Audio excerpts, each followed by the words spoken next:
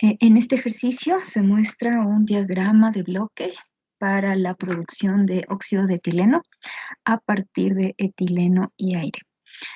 Hay que notar varios datos que nos da el problema, tanto los que están escritos como los que no. En primer lugar, importante que aquí nos menciona que la presión barométrica o presión atmosférica del lugar en el que está ocurriendo este proceso es 0,65 atmósferas. Y claro, toda la información que da el diagrama. Dentro de la primera pregunta, también nos daba los datos de las corrientes, de unas cuantas corrientes, y nos pedía que calculemos las presiones y las temperaturas de ciertas corrientes.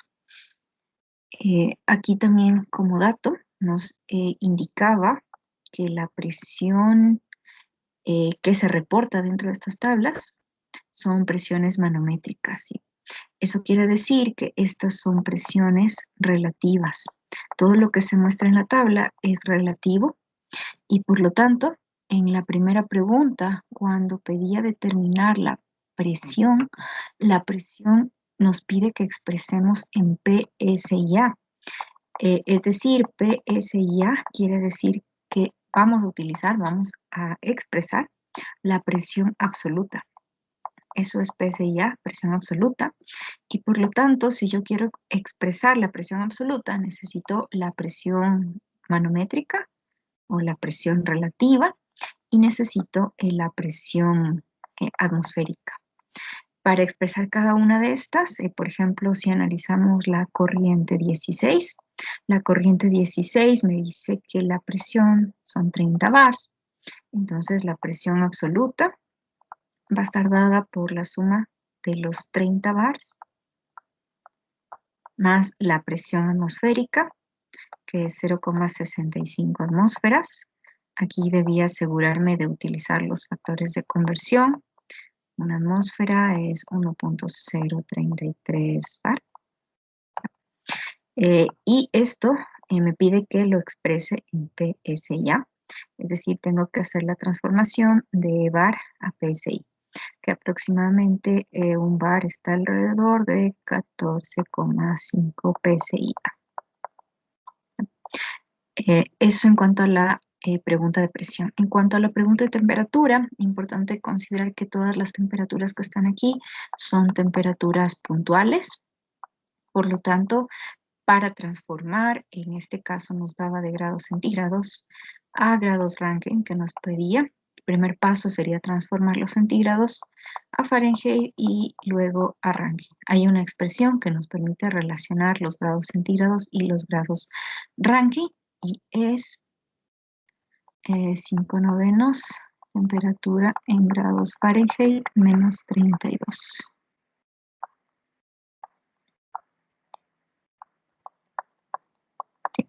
Entonces, este sería el primer paso y luego le sumo los 460, que es para transformar de Fahrenheit a centígrados.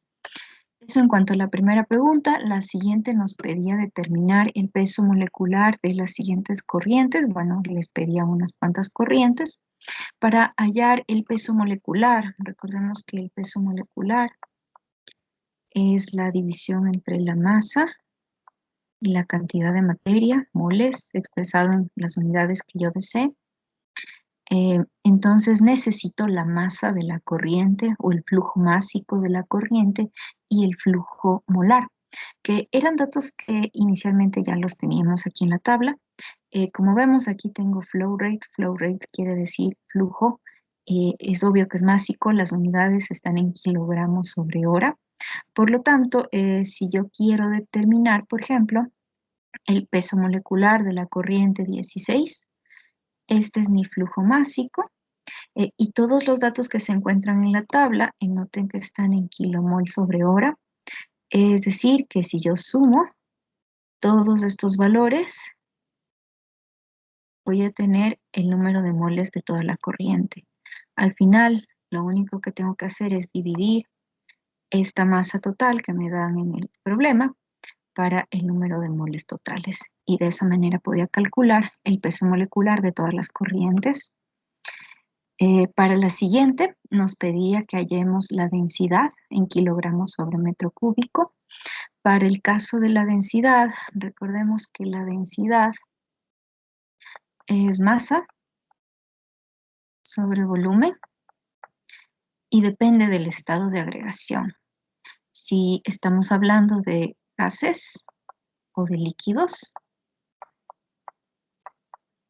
cuando utilizo un gas, la forma en la que yo tengo que hallar la densidad es a partir de una ecuación de estado, la ley de los gases ideales.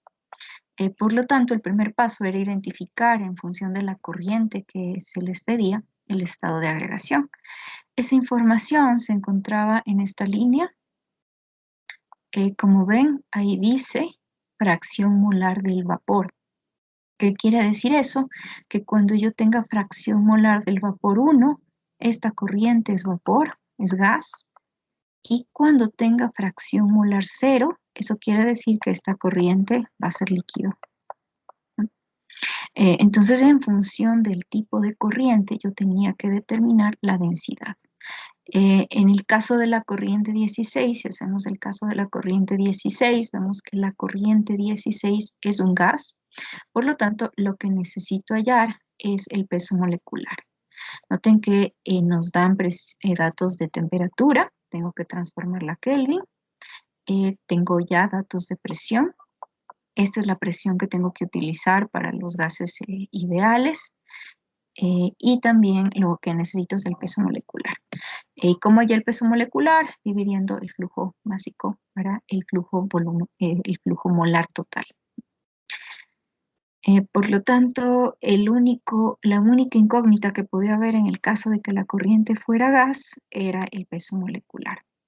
En el caso de líquidos, aquí sí necesitamos utilizar los datos de la tabla, todos los datos que tenemos aquí, en función de la corriente con la que hallamos. El flujo másico yo ya lo conozco, lo que necesitaría es hallar el flujo volumétrico.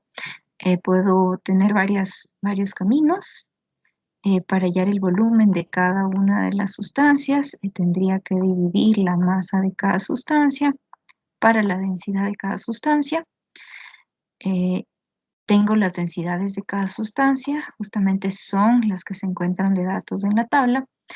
Y para hallar la masa, como los flujos son molares, tengo que utilizar la relación entre la masa y el peso molecular. La masa de cada sustancia se va a determinar considerando el número de moles y el peso molecular de cada sustancia. Este dato de número de moles se encuentra en las tablas. Son todos los datos que están aquí, esos son número de moles. Y el peso molecular, bueno, el que se encuentra acá, ¿no? De cada uno de los componentes. Y luego hacia la sumatoria de los volúmenes. Ojo que esto podemos hacer porque nos dice que es un comportamiento ideal. Ojo que considerando presiones y temperaturas, en realidad no es un comportamiento ideal, pero me da la pauta de que asuma un comportamiento ideal. Entonces, de esa manera puedo hallar el volumen total y de esa manera hallar la densidad.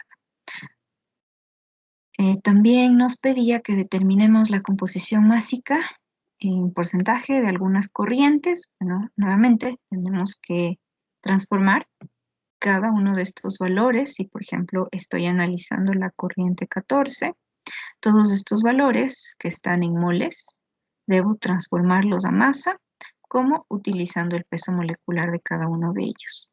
Tengo las masas individuales.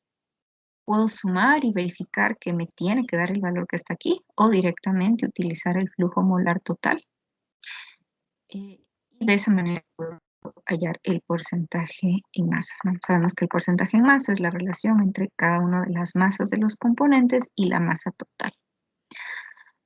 Eso en cuanto al porcentaje en masa. Y luego nos decía cuáles son las funciones de ciertos equipos. Bueno, nos pedía sobre todo la T701, la T702, la T703. Todas estas son torres. No son torres de enfriamiento, no son torres de calentamiento. La función de una torre es separar. Son torres de destilación, si quisiéramos ser más específicos.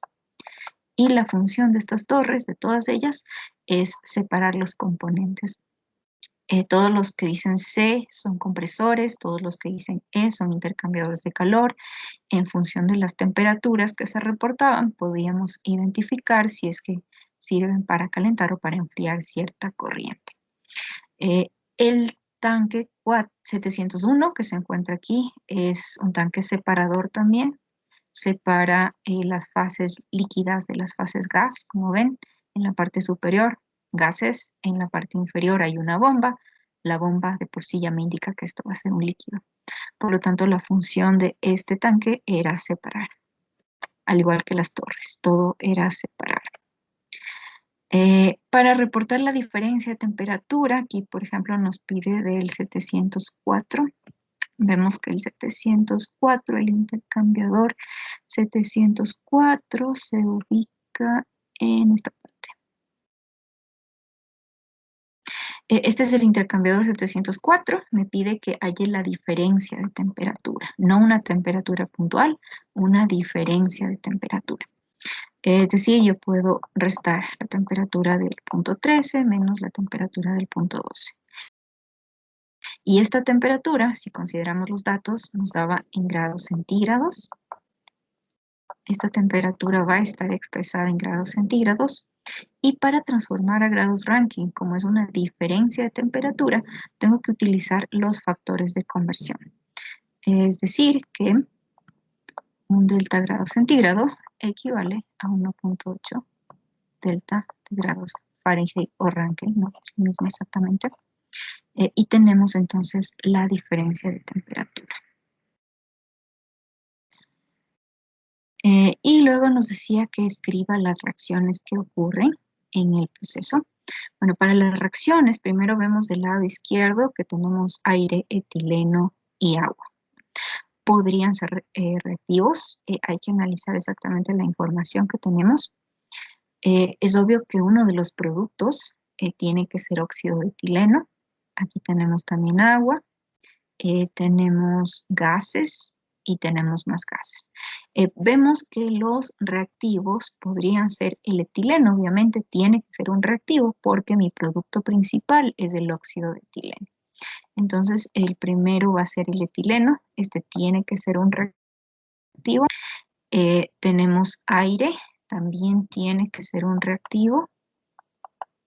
El aire, recordemos que es oxígeno y nitrógeno. Y sabemos que uno de los productos va a ser el óxido de etileno.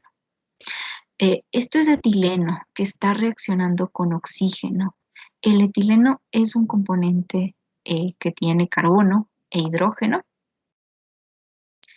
Por lo tanto, cuando reacciona con oxígeno, va a producir también CO2 y agua. ¿Es una reacción de combustión? Sí, es una reacción de combustión porque tengo un hidrocarburo y el oxígeno. Tiene que combustionarse, tienen que producir CO2, tiene que producir agua. El otro producto va a ser el óxido de etileno. Y por último, el agua. Notemos en realidad qué es lo que está haciendo el agua en el proceso. El agua, como vemos, en realidad lo que me está haciendo es permitiendo enfriar los componentes, pero en realidad no viene a formar parte de la reacción, ¿no? Tal vez podríamos verificar esta información si es que analizamos un poco más detallado los datos. Vemos, por ejemplo, que aquí tengo conocida la corriente 11 y 12.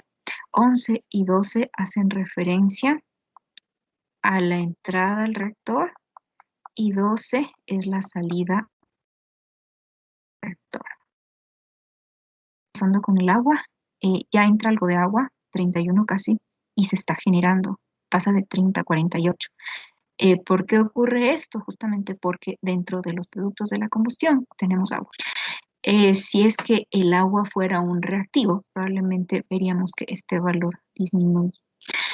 Pero principalmente estos son los componentes de la reacción. Etileno, aire, oxígeno, que producen el óxido de etileno, el CO2 y el agua. De ahí solo había que balancear. Y por último, También otra cosa, noten que la pregunta es escriba la reacción, no me dice qué tipo de reacción es, me dice que escriba la reacción. Y por último, teníamos el análisis de grados de libertad en diferentes lugares. En el 701, por ejemplo, tenemos el 701. Vemos que al 701 ingresa la corriente 14. ¿Qué tiene la corriente 14? Vemos que tiene todos los componentes. Hay 6 componentes en la corriente 14. La corriente 15, vemos que la corriente 15 es solo agua, está ingresando agua, un solo componente. En la corriente 16 también tenemos los datos, vemos que todos son conocidos, hay los 6 componentes en la corriente 16. Y por último, la corriente 17, vemos que en la corriente 17 también se encuentran todos los componentes. Por lo tanto, tenemos 6 componentes. Si lo resumimos acá, tengo la torre, entra agua, entran todos los componentes, 6 componentes entran, 6 componentes salen por la parte superior y 6 componentes salen por la parte inferior. Cuando realizo el análisis de grados de libertad, vamos a considerar las variables, los balances, los datos y las relaciones independientes. Variables independientes, vemos que en cada corriente hay 6 componentes, entonces 19 variables independientes, 6, 12, 18 más 1, 19 variables independientes. Balances de materia, si tengo 6 componentes, voy a poder plantear 6 balances. ¿Cuántos datos tengo? Bueno, tengo todos los datos que se encuentran en la tabla. Si consideramos la corriente 14, 15, 16 y 17, tengo todos los datos. Es decir que en realidad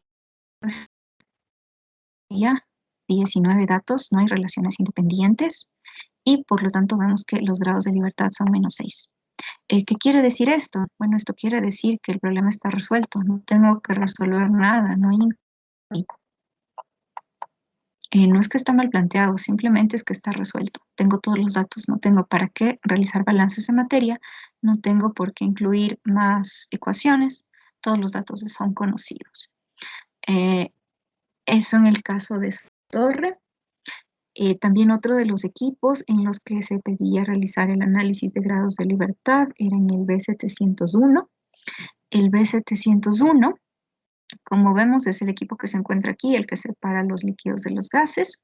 Vemos que ingresa una corriente, no sabemos exactamente cuánto tiene esta corriente, no se encuentra dentro de los datos principales.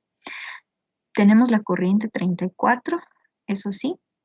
En el caso en el que estos datos eran disponibles en la corriente 34, estaba completamente definida. Y la corriente 34 tenía, básicamente, la corriente 34 tenía etileno, tenía CO2, tenía oxígeno, tenía nitrógeno y no tenía nada más. Estos eran los 4 componentes de la corriente 34. También vemos que hay una corriente de salida, pero de esta corriente yo no conozco el flujo total porque vemos que luego se divide y no la conozco. Lo que sí podría conocer es la composición de esta corriente 32. De esta corriente 32 yo sí conocía todos los flujos y claro, por lo tanto, todas las composiciones, pero no tenía conocido cuál es el valor justamente de esta corriente que sale. No sé cuál es el flujo, pero conozco la composición. Por lo tanto, en esta corriente 32 teníamos óxido de etileno y teníamos agua. Esos eran los componentes que se encontraban en los datos de esta parte del ejercicio.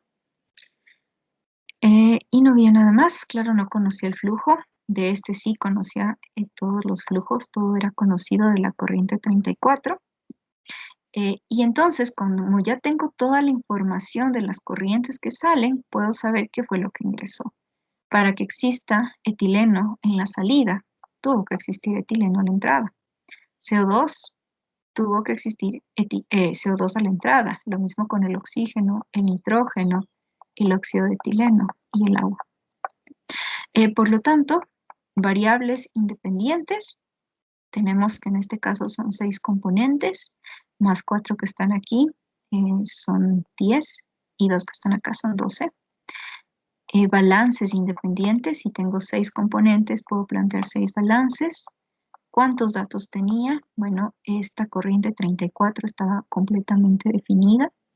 En este caso tenía 4 datos. En el caso de la corriente 32, yo sabía cuánto hay de cada uno de los componentes. Por lo tanto, en este caso voy a tener una fracción conocida de la corriente que ingresa. De esta sí no puedo saber absolutamente nada. Y teníamos un grado de libertad. Tenía un grado de libertad, eso quiere decir que necesito un dato más para poder resolverlo.